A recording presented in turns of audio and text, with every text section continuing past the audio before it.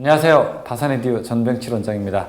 드디어 기기 첫 번째 시간입니다. 이 기기 우선 학습 내용을 먼저 알려드리겠습니다. 기기는 총 5가지 파트로 구성이 됩니다.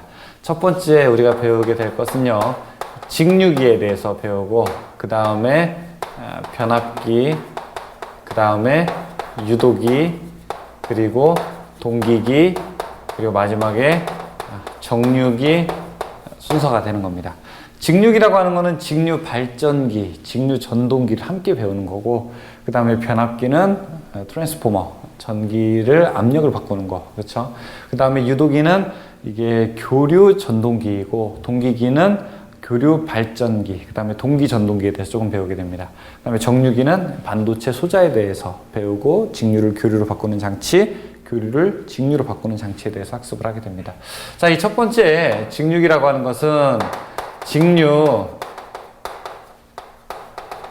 발전기와 직류 전동기를 합쳐놓은 겁니다. 그래서 이제 합쳐서 우리가 직류기라고 부르게 되는데, 왜 그러냐면은, 이 발전기라고 하는 거는 전기를 집어 넣었을 때, 이제 힘을 집어 넣었을 때 전기가 나오는 거죠. 그렇죠? 그래서 이 모양이나 그것을 만약에 제가 전기를 집어 넣으면 이게 또 모터가 되는 겁니다. 그래서 뭐 전동기가 여러분 모터라고 하는 거는 알고 계시죠? 그래서 이 발전기나 전동기나 내내 구조가 똑같기 때문에 그냥 우리가 합쳐서 직류기라고 부르게 됩니다. 그래서 이 직류기는 둘 중에 하나를 확실하게 알게 되면은 나머지 아는 것은 거의 뭐 식은 죽 먹기니까, 일단 우리가 이 내용 1장 직류기에서 1절 그 직류기의 원리와 구조, 이것에 대해서 먼저 학습을 해보도록 하겠습니다. 자, 첫 번째 이제 원리와 구조부터 설명을 하겠습니다. 저 앞에서 제가 교류의 발생이나 이걸 얘기를 할 때, 직류의 발생을 얘기할 때 이런 얘기를 했었습니다. 이게 이제 직류 발전기가 하나 있다라고 한번 해보죠. 여기에 이제 양쪽에 N극과 이쪽 S극에 이 자석이 있습니다. 3D로 딱 3차원 입체 모형으로 보이죠. 우리가 그 발전기의 법칙은 우발, 플레밍의 오른손 법칙입니다. 그래서 어떻게 합니까? 자속이 있는 곳에다가 도체를 움직이게 되면은 어떻게 된다? 기전력이 발생한다. 그런 얘기를 했었죠. 그래서 만약에 이렇게 자속이 있는 N극에서 S극으로 자속이 있는 곳에다가 제가 도체를 놓게 되면은, 이렇게 도체를 놓고 이 도체를 회전시키게 되면은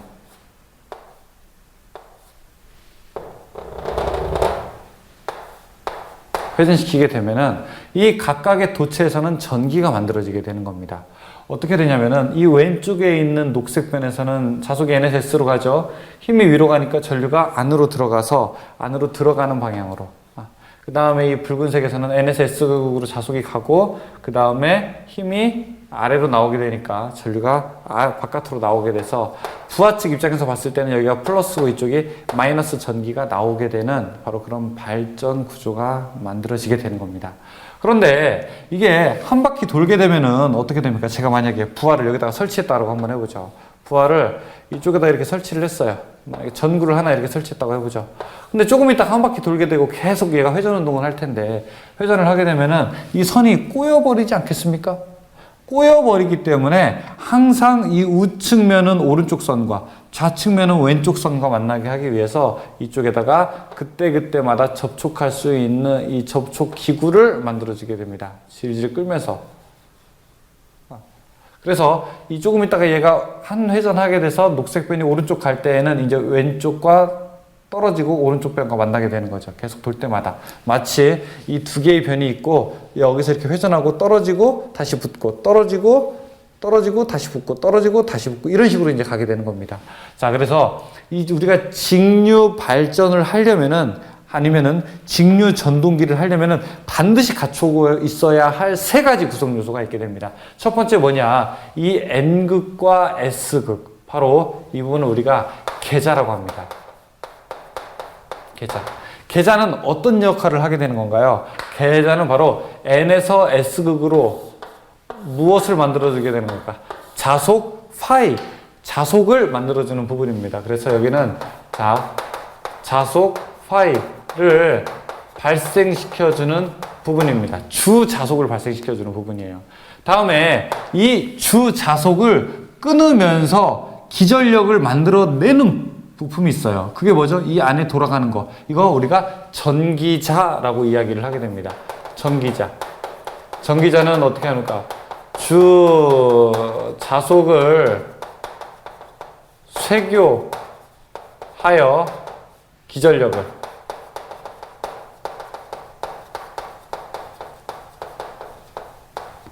발생하게 되는 겁니다. 만약에 발전기면 전기를 만들어내는 거고, 전동기 내가 전기를 집어넣으면 얘는 전기를 써먹는 것이 되는 거죠.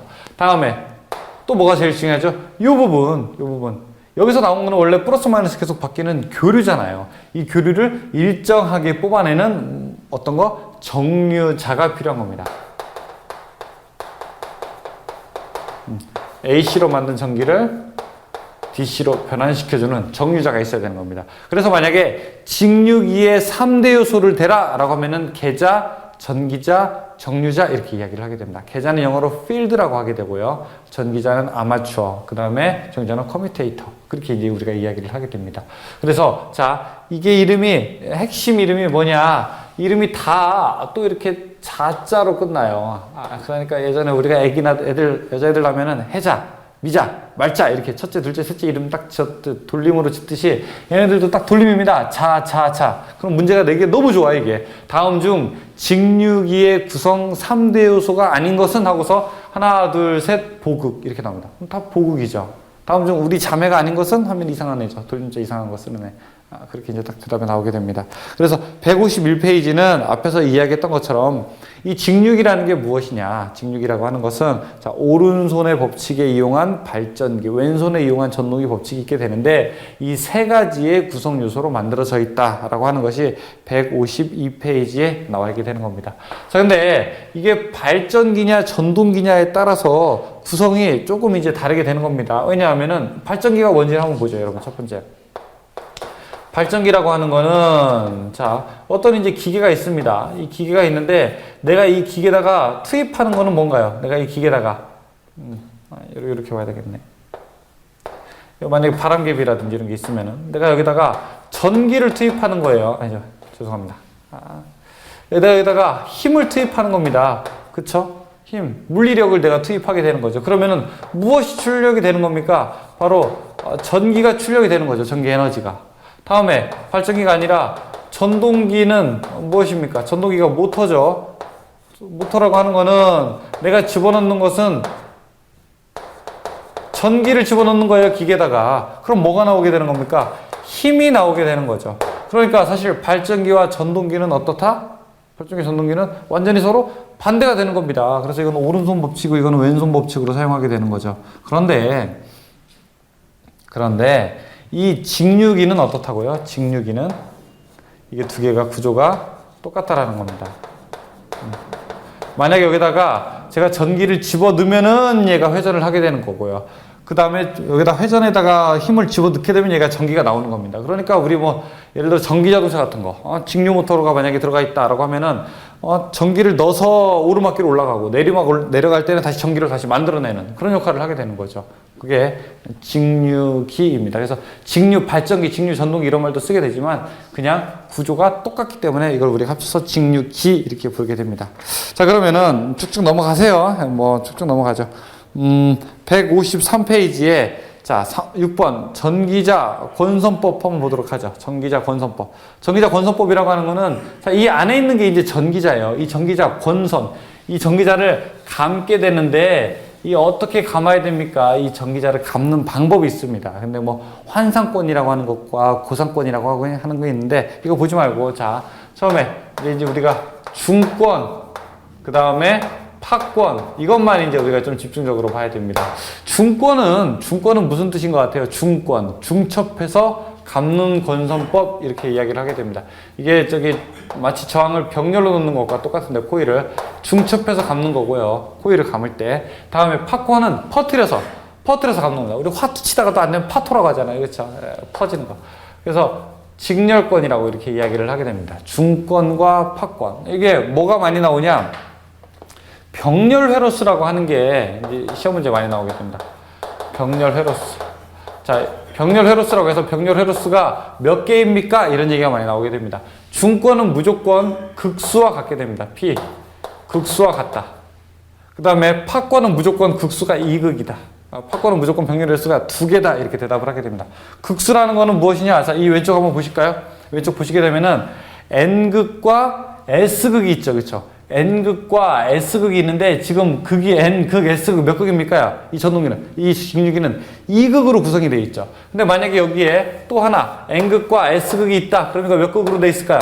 이렇게 되면 4극이 되는 거죠. 다음에 한 쌍 더 있으면 6극, 8극, 10극, 12극. 그쵸? 그러면 극수는 항상 짝수일까요? 홀수일까요? 극수는 항상 짝수가 되는 겁니다. 그 극수 얘기하는 겁니다. 그 극수. 여기 이 극수. P, 폴, 우리가 극수가 몇 개냐? 이런 얘기를 물어보게 되는 겁니다. 그러니까 병렬이게 되니까 병렬은 전압이 다 똑같이 걸려요, 코일에. 그래서 작은 전압으로도 큰 전압을 쓰는 것과 같은 역할을 하게 되는 거죠. 그래서 얘는 저전압. 그리고 전류가 분배가 되는 겁니다. 그러니까 큰 전류를 써도 괜찮아요. 그래서 저전압, 대전류용에 사용되고요. 그 다음에 자, 이 파권은요, 전압을 분배시키죠. 직렬로 되어 있으니까. 그래서 고전압. 그 다음에 전류는 일정하게 흐르게 됩니다. 이거는 소전류의 적합한 구조다. 우리가 이제 이렇게 이야기를 할 수가 있습니다. 자, 그 밑에 7번 보게 되면은 균합골이라고 되어 있죠. 균합골이. 그래서 이거 다른 이름으로 균합환이라고 합니다. 고리 환자 써서 균합환. 한번 읽어볼게요. 대형 직류기에서는 전기자 건선 중 같은 전위의 점을 구리 고리로 묶는다. 이렇게 되죠. 구리 고리로 묶는다. 그 다음에 브러쉬 불꽃 방지 목적으로 사용된다. 이렇게 되어 있습니다. 거기 밑줄 하나 치죠. 브러쉬 불꽃 방지 목적. 밑줄. 브러쉬라고 하는 게 뭘까요? 이 그림으로 보시게 되면은 브러쉬라고 하는 거는 여기가 이제 정류자죠. 그렇죠? 정류자와 직접 닿는 면적, 이것을 우리가 브러쉬라고 얘기를 합니다. 그래서 여러분 직류 모터라든지 전동 드라이버 이렇게 보게 되면은 버튼을 누를 때 모터 부분을 잘 보게 되면 불꽃이 막 튀는 거를 볼 수가 있어요. 왜냐하면은 이 불꽃이 직접 전선과 닿기 때문에 그렇습니다. 그래서 직접 닿는 부분이 마찰에 의해서 어떻게 됩니까?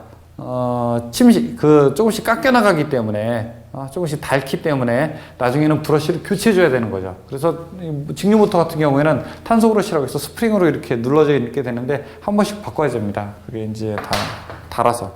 자, 보죠. 균합골을 사용하고 8번에 전기자 반작용이라고 하는 거 한번 보도록 하죠. 전기자 반작용. 전기자 반작용이 뭐냐? 이 그림 보시게 되면은 이거 이제 평면에서 볼게요. 2차 평면에서. 여기 이제 N극이 있고, 사실은 이제 이렇게 조금 이제 입체적으로 그려야 됩니다. N극이 있고, 자, 그 다음에 여기에 이제 이렇게 S극이 있죠. S극이 있죠. 이 N극과 S극이 있으면은 안에 전기자 도체가 이제 움직이게 됩니다. 전기자 도체가 근데 이렇게 하나, 둘, 무수히 많은 쌍으로 이렇게 이어져 있죠. 근데 저는 하나, 둘, 세 쌍만 그려보도록 하겠습니다. 그러면 원래 N에서 S극으로는 자속이 엄청나게 어마어마하게 이렇게 많이 가죠. 원래 잘 가야 됩니다.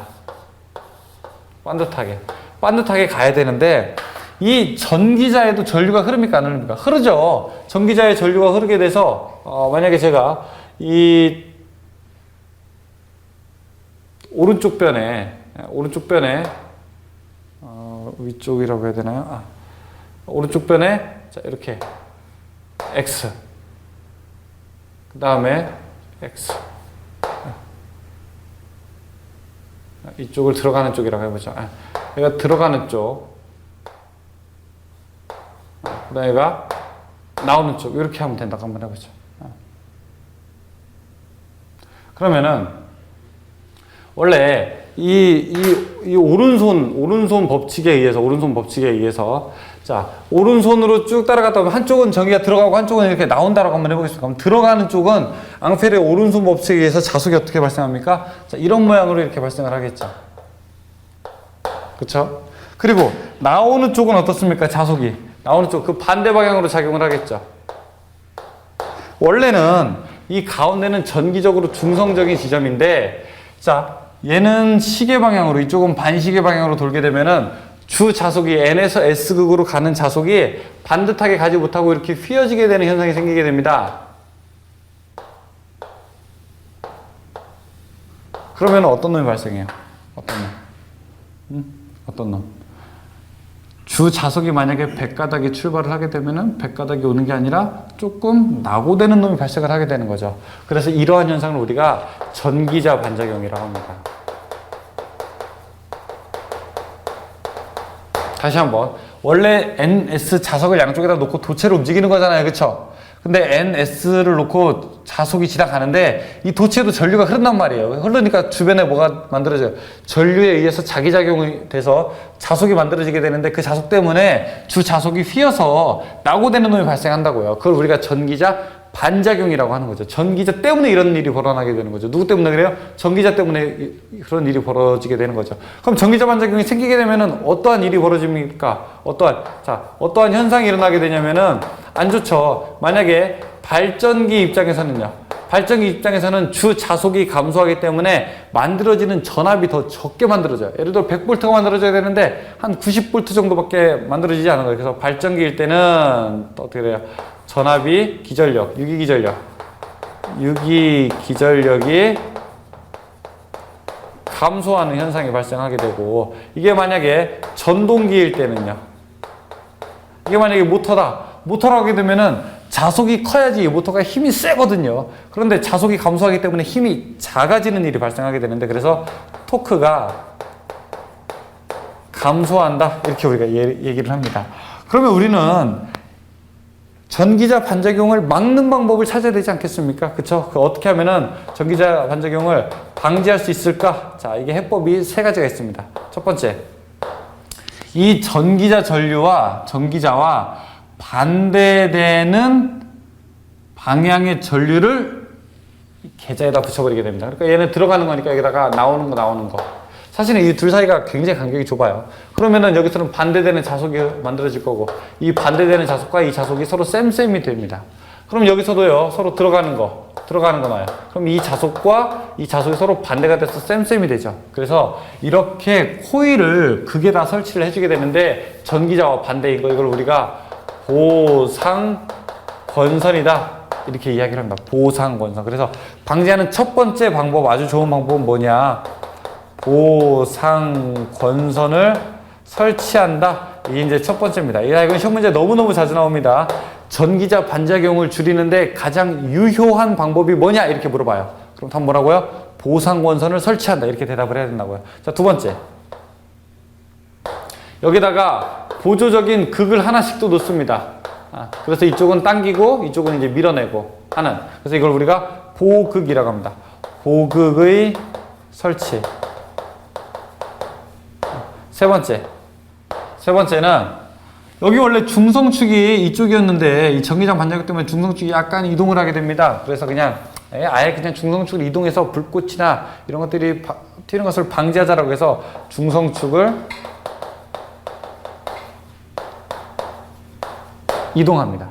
이 세 가지가 반작용의 방지법이 되는 겁니다. 이것도 잘 나오는 겁니다. 전기자 반작용. 중성축 이동, 그 다음에 보극 설치, 보상권선 설치. 특히 잘 보셔야 되는 거는 보상권선 설치, 이렇게 있죠. 보상권선 설치.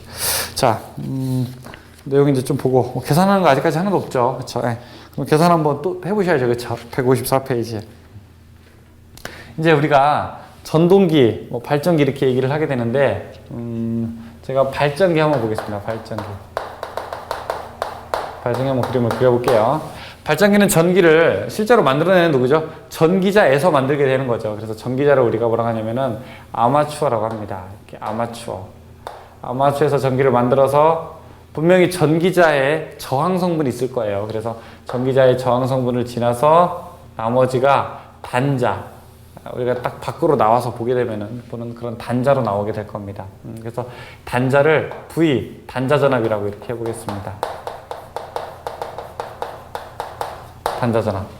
그리고 저항은 저항인데 전기자의 저항이라고 해서 아마추어라고 해서 이렇게 RA라고 이렇게 놓겠습니다. 흐르는 전류는 얼마가 될까요?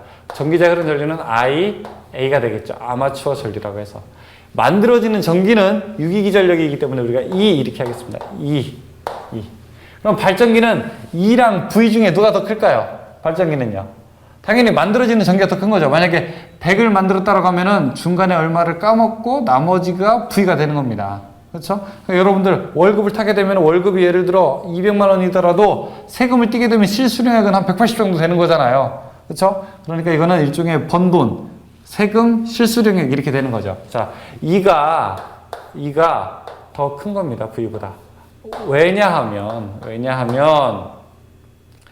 자, E 마이너스 IA RA가 이게 단자전압 V가 되기 때문에 그렇죠.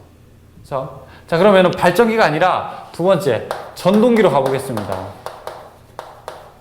전동기는 전기를 집어 내가 넣는 거잖아요. 그렇죠? 그러니까 자, 여기를 조금 이 부분에 쓰겠습니다. 그러면은 여기가 단자가 되고 저항 그리고 아마추어 얘가 되면은 얘가 이제 단자 전압이 되는 겁니다. 얘가 전기를 딱 집어 넣을 때 그 선, 그 단자가 되는 거예요. 그 다음에 이 저항 성분이 있을 거고 그 다음에 아마추어가 있을 겁니다. 내가 집어 넣는 전기를 만약에 V라고 하고 자 여기에 들어가는 전류를 IA라고 하게 되면은 내가 집어넣은 전기에서 얼마를 까먹은 게 나머지가 바로 전기자로 가서 이게 모터를 구동하는 근본적인 힘이 될 겁니다. 이걸 우리가 E라고 하고 저 앞에서는 E가 뭐라고 했어요? 만들어지는 전기라고 했죠. 그래서 우리가 이거를 유기기전력이라고 부르게 되는데 이것은 전기를 까먹는 전기이기 때문에 부를 때는요 역기전력이라고 합니다. 반대로 만들어지는 전기라고 해서 역기전력이라고 부르게 됩니다. 그러면 이때 E랑 V 중에서는 누가 더 클까요? 자, E와 V 중에서는 당연히 V가 더 크죠. V가 처음에 주는 전기니까 주는 전기에서 일부분을 뺀 것이 나머지가 E가 되니까요. 그렇죠? 자, 그래서 이 식은 또 이렇게 나타낼 수 있습니다. V 마이너스 IA RA가 어떻다? 이게 E가 된다. 이렇게 볼 수 있죠. 그렇죠?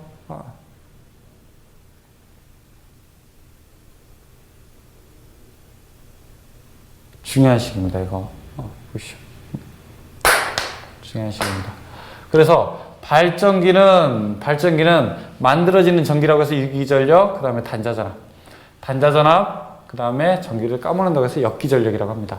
그럼 발전기에서는 우리가 뭘 알고 싶을까요? 자, 발전기를 돌리는데 야, 내가 이 발전기를 돌리면 전기가 얼마큼 나올까? 이거 궁금하지 않겠습니까? 여러분이 예를 들어 태양광 설비 발전소를 하나 운영하게 되면은 아니 이거 뭐야? 모듈 하나당 얼마 정도 나오는 거야? 이 전기가 이러고 다 궁금하지 않겠습니까? 그렇죠? 그럼 여기서 발전되는 유기기전력 식이 어떻게 되냐?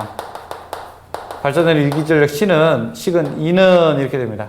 E는 P, Z, 파이, 60, A분의 N 이렇게 됩니다. 여기서 이제 중요합니다. 하나씩 볼게요. P가 뭐냐? P는 극수입니다. 아까 얘기했죠. N극, S극 그게 몇 개 있느냐? 극수 P.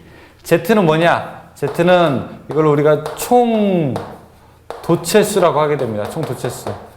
그러니까 전기자가 몇 번 감겨 있느냐, 이 N극과 S극 사이에 도체가 몇 개 있느냐 이걸 얘기하는 거예요. 다음에 파이는 무엇입니까? 이거는 자속입니다.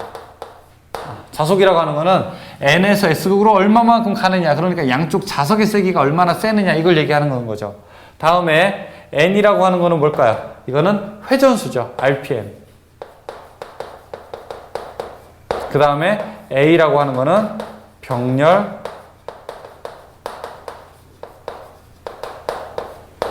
회로수입니다. 보시죠. 이 얘기 이해되세요? 자, 그러면은 지우고 다시 한 번 더 설명하겠습니다. 여기가 이제 속도 제어랑 또 연관이 또 있기 때문에 이후에 아주 중요한 내용입니다.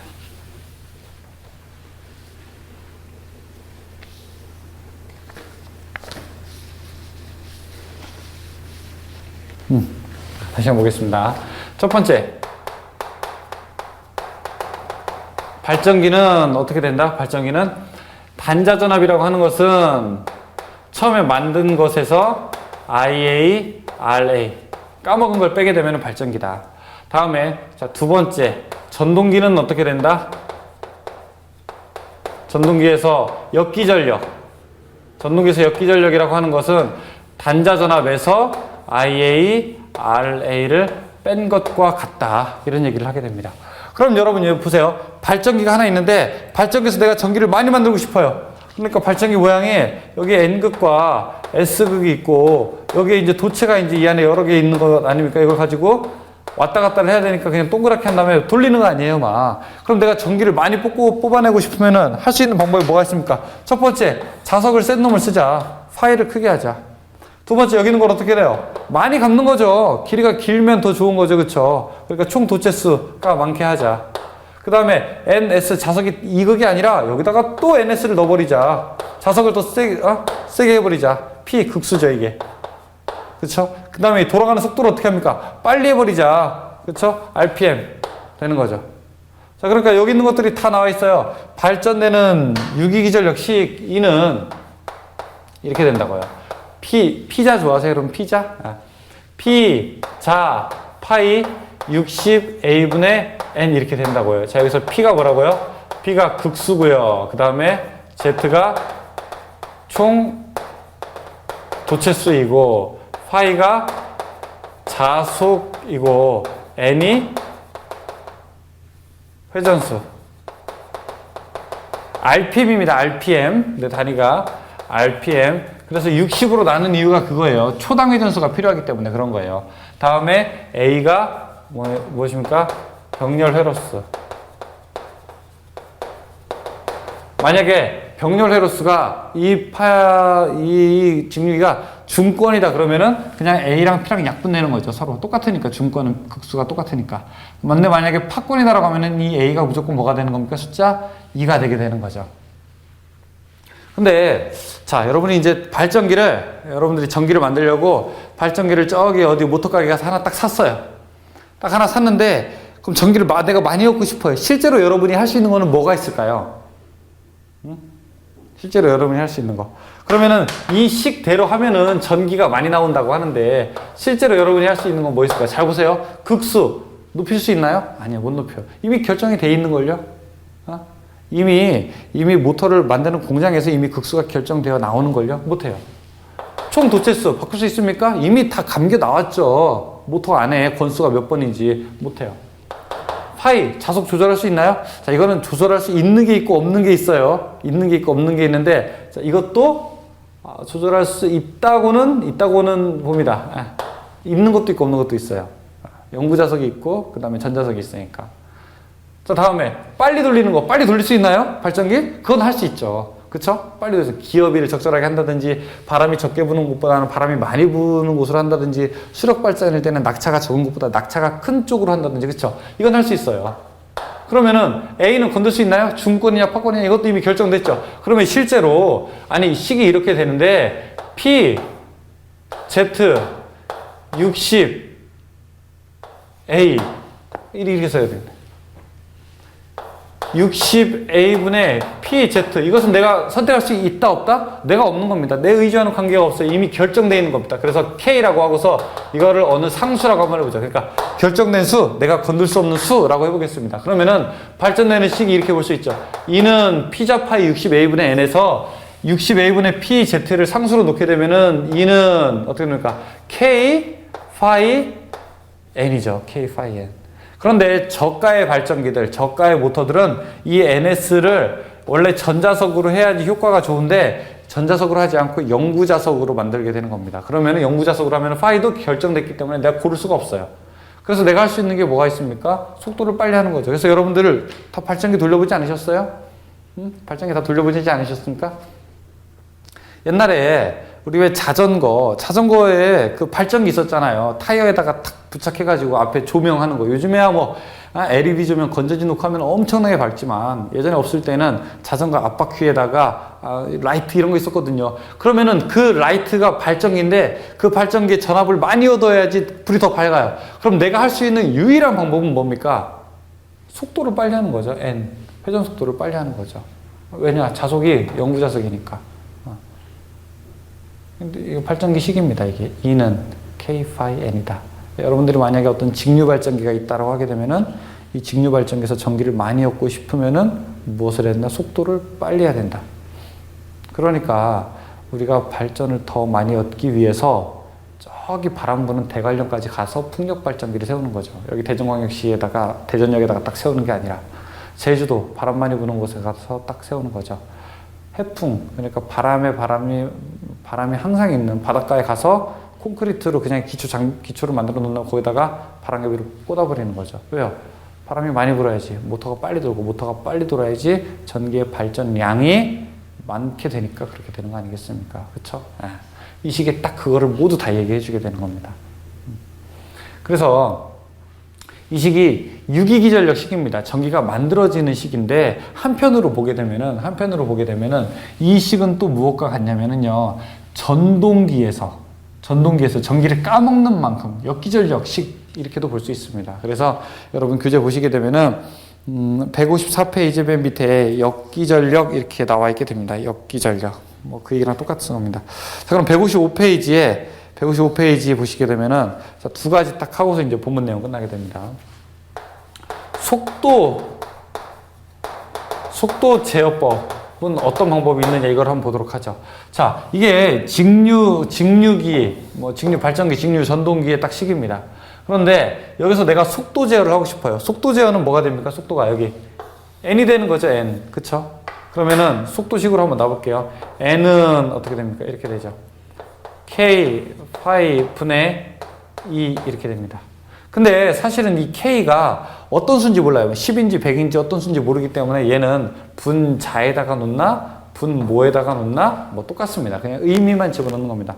만약에 10이면 위에다 놓고 0.1이라고 하면 되죠. 그렇죠? 그러면은 이 속도라는 것은 자속 분의 전압 기전력 이렇게 생각할 수 있는 거죠. 근데 만약에 전동기일 때는 이 기전력이 어떻게 됩니까? V-IARA가 되기 때문에 자, 이거는 K 하고 phi 분의 V-IARA 이렇게 얘기할 수 있습니다. 이게 직류 전동기 속도 제어법입니다. 직류 전동기는 속도한 제어를 하는 방법이 세 가지가 있어요. 자, 첫 번째 이 V를 바꾸는 겁니다. 전압을 크게 하면은요 속도가 빨라지게 되죠. 그래서 V를 바꾸는 이게 전압 제어법이라고 우리가 얘기합니다. 가장 광범위한 제어다 이렇게 우리가 이야기를 하게 됩니다. 자, 두 번째는 또 뭐가 있느냐, 여기 phi 자속 계자를 바꾸는 방법이 있습니다. 그래서 이걸 우리가 계자 제어법이다 이런 얘기를 하게 됩니다. 다음에 세 번째 또 뭘 바꾸는 방법이 있느냐, RA 저항이에요. 저항을 크게 하게 되면 속도가 줄어들거든요. 그러니까 RA 이렇게 해서 이걸 우리가 저항 제어법이다 이렇게 세 가지 종류가 있습니다. 최근에도 또 문제 나왔죠. 그러면은 이 제어법의 가장 큰 특징이 있어요. 전압 제어법은 항상 무슨 얘기가 들어가냐면요, 가장 광범위한 속도 제어가 되는 게 뭐냐. 요즘에 가장 많이 쓰이는 겁니다. 전압 제어, 가장 광범위한 속도 제어.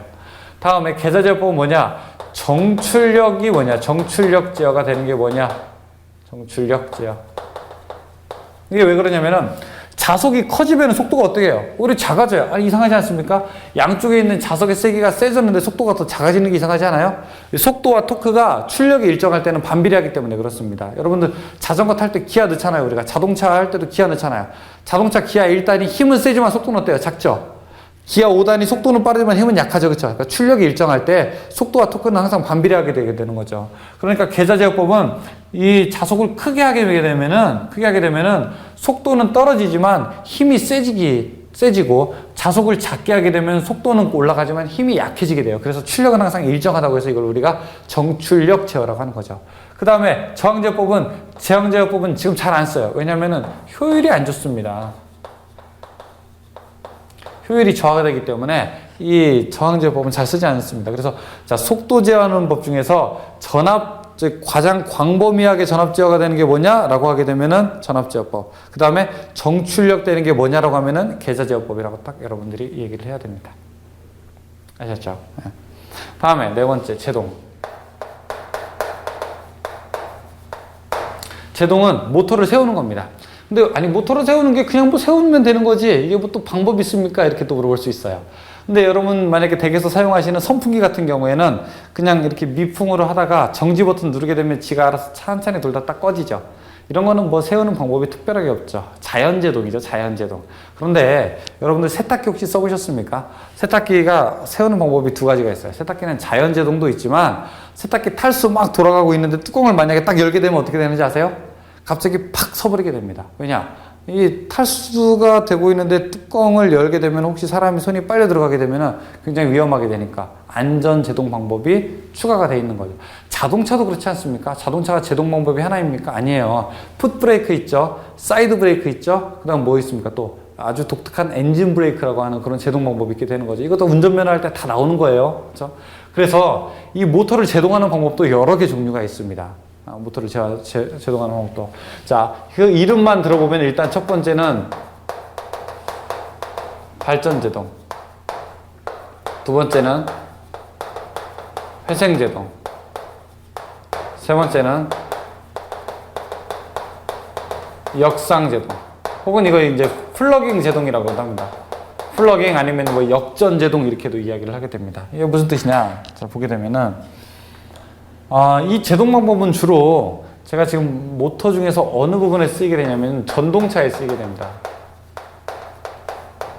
전동차라고 하는 거는 전기 기차죠, 그렇죠? 기차 중에서도 밖에서 돌아다니는 것보다는 여기 지하철에서 주로 많이 쓰이게 되는 겁니다. 왜냐하면은 자, 여러분 이게 자동차예요. 자동차입니다.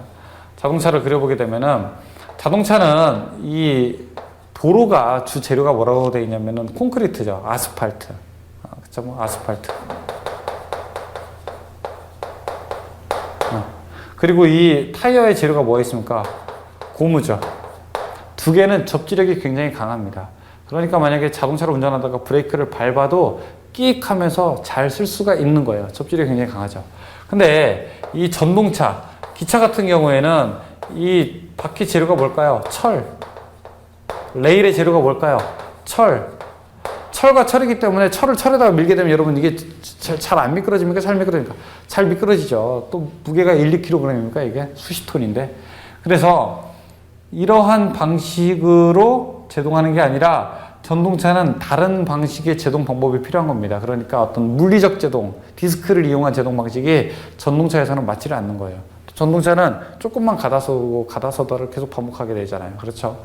그래서 예를 들어 이제 저희 이제 다산에듀가 있는 쪽이 학원이 있는 쪽이 대전 중구청역입니다. 대전역에서 쭉 출발해서 저기 이제 중구청역 오게 되면 다음 역은 중구청역 이럽니다. 그러면은 전기를 일단 딱 끊어요. 오고 있는 전기를 딱 끊습니다. 그러면 딱 쓸까요? 아니면 계속 갈까요? 계속 가죠. 계속 쭉쭉쭉쭉 가고 있으면은 그러면은 자 어떤 일이 발생을 하게 되냐면은 이게 만약에 직류 모터가 되게 되면은 사실은 솔직하게 교류 모터입니다. 현재 대전에서 쓰이는 거는 만약에 직류 모터라고 되게 되면은 모터를 전기를 집어넣었을 때는 얘가 모터이지만 전기를 끊게 되면은 얘가 돌아가면서 뭐가 됩니까? 발전이 되는 거죠. 그래서 전기가 나옵니다. 전기가 나와서 이 전기 나오는 거를 저항으로 태워버리면은 이거는 발전제동이에요. 그런데 여기서 나오는 전기를 다시 올려서 뒤로 돌려버리게 되면은 이걸 우리가 회생제동이라고 이야기를 하게 됩니다. 대전광역시 지하철은 이 회생제동입니다. 다른 데도 마찬가지입니다. 다른 도시들도. 지하철 다 마찬가지입니다. 회생제동. 근데 왜 이런 방법을 쓰게 되느냐? 디스크를 이용한 물리제동이 지하철, 철과 철 레일이 있을 때에는 마찰력과 안 맞기 때문에 이 마찰력에 30분의 1밖에 안 된대요. 그러면은 마지막에 이제 저기 딱 사람 타는데 탑승하는데 스크린 도어 있는 데에서만 디스크를 잠깐 이용하게 되는 거죠. 그래서 자 발전제동은 어떻게 되냐? 발전제동은 전원을 끊고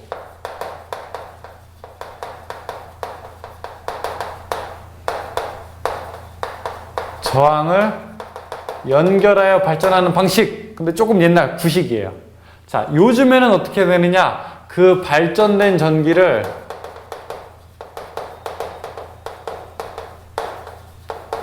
다시 되살려서 뒤에 오는 전동차에다 다시 보내주는 겁니다. 회생제동이라고 하게 되는 거죠. 아니면 기중기 크레인. 물체를 끌어올릴 때는 전기를 쓰지만 다시 내릴 때는 발전을 하게 되는 거죠. 역상제동. 플러그인은 이거는 긴급한 상황에서 이거는 부담이 많이 되죠, 모터에. 플러스 마이너스를 서로 바꿔버리는 겁니다. 그러면 반대 방향으로 돌려고 하게 되는 거죠, 직류기는. 그때 아주 강한 토크로 세워버리게 되는 거를 우리가 역상제동, 역전제동, 플러깅 제동 이런 말을 쓰게 됩니다. 굉장히 모터에는 부하가 많이 걸리는 그런 방법이 되는 겁니다. 그러면은 자, 문제를 한번 쭉 풀어볼까요? 총 19문제인데 문제 한번 쭉 풀어보겠습니다. 계산하는 것도 별로 없어요. 예. 보죠. 1번부터 1번. 직류기의 주요 구성 3요소가 아닌 것은 무엇이냐? 제가 뭐로 끝난다고 했습니까? 자자로 끝난다고 했죠. 전기자, 정류자, 계자. 라번, 보고 라번이 아니죠.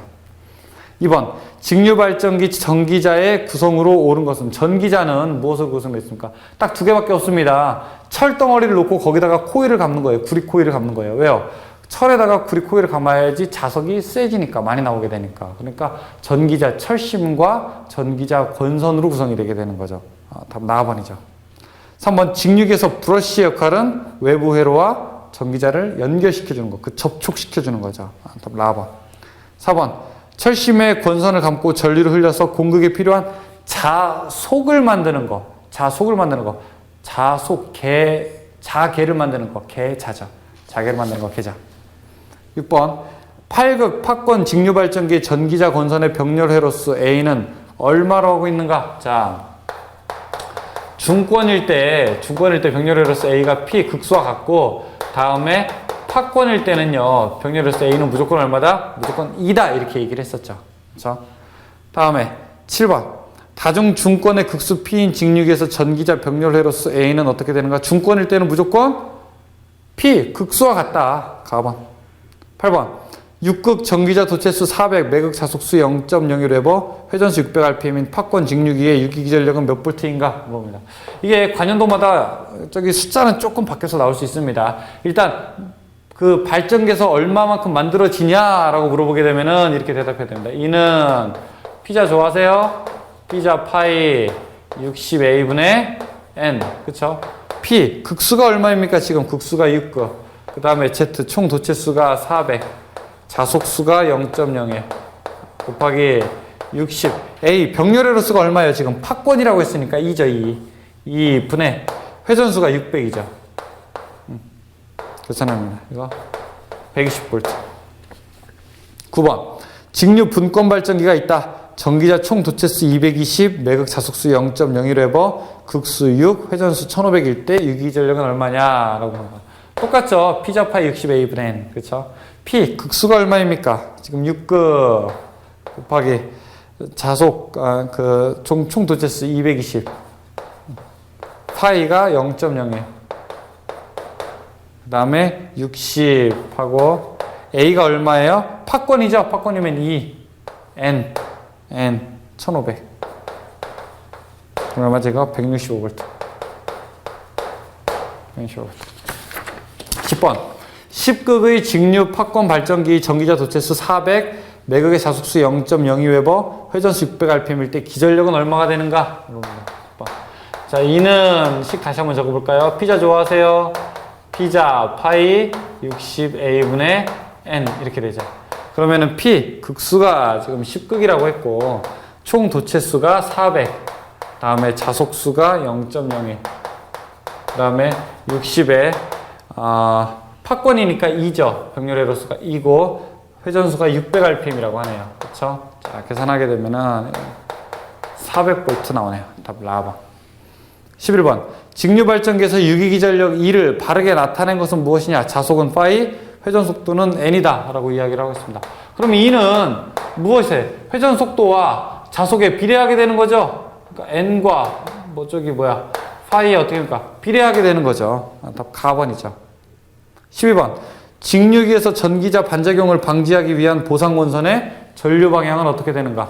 여기 n극이 있고, 자, 여기 s극이 있으면은 이 안에다가 설치하는 게 전기자인데, 전기자와 반대 방향으로 설치하잖아요. 그쵸? 이거를 들어가면은, 이거를 보상하려면은 나오는 걸 해야 되는 거죠. 그러니까 어떻게 한다? 전기자 건선과 반대 방향으로 접속한다. 나번이 되죠. 13번. 직류기에서 보극을 두는 가장 주된 목적은 무엇이냐? 전기자 반작용을 약화시키고 정류작용을 돕기 위해서. 다음. 14번. 직류발전기 전기자 반작용의 영향이 아닌 것은 무엇이냐? 전기자 반작용이 만들어지게 되면은 유도기 전력의 저하, 만들어지는 전기가 작아지고 중성축이 이동하고 자속이 감소하게 되는 거죠. 다 안 좋아요. 그렇죠? 가번의 절연 내력이 저하, 뭐 절연이 원래 이만큼 두꺼웠는데 절연이 작아져요? 이거 관계없죠. 절연되는 거랑 관계가 없습니다. 가번. 15번. 다음 중 직류발전기의 전기자 반작용을 없애는 방법으로서 옳지 않은 것은 보상건선 해야 되죠. 보극 해야 되죠. 브러쉬 이동해야 되죠. 라번의 균합판 설치 이건 아니죠. 이거는 불꽃 방지용이죠. 16번. 전기자 반작용이란 전기자 전류에 의해 발생한 기자력이 주 자속에 영향을 주는 현상으로 다음 중 전기자 반작용의 영향이 아닌 것은 가번의 중성축 이동에 의한 정류의 약화 맞죠? 기전력 불균형에 의한 정렬 편간연합 상승 맞아요. 다 안 좋은 현상이 일어나죠. 다번에 주자속 감소에 의한 기전력의 감소 전기도 감소하게 되죠. 라번의 자기 포화 현상에 의한 자속의 평균치 증가 자속이 증가합니까? 아니죠. 자속이 감소하게 되는 거죠. 라번이 잘못됐죠. 17번. 보극이 없는 직류기의 운전 중 중성점의 위치가 변하지 않는 경우 중성점 위치가 변하지 않는 경우 무브할 때 가번. 18번. 전동기 제동에서 전동기가 가지는 운동에너지를 전기에너지로 변환시키고 이것을 전원에 변환하여 전력을 회생시킴과 동시에 제동하는 방법은 전력을 회생시키는 방법 뭐였었죠 이거? 회생제동이죠. 회생제동. 라번이죠. 19번. 전동기의 회전 방향을 바꾸는 역회전의 원리를 이용한 제동 방법은 무엇이냐? 역회전. 거꾸로 걸어주는 게 뭡니까? 아까 얘기 나왔었죠. 그쵸? 거꾸로 걸어주는 거 가번 역상제동이죠. 역상제동. 그쵸? 아까 여기 앞에서 이제 얘기 나왔죠. 네, 역상제동. 자, 이렇게 해서 문제를 총 19문제 풀어봤습니다. 자, 설명 마치겠습니다. 수고하셨습니다.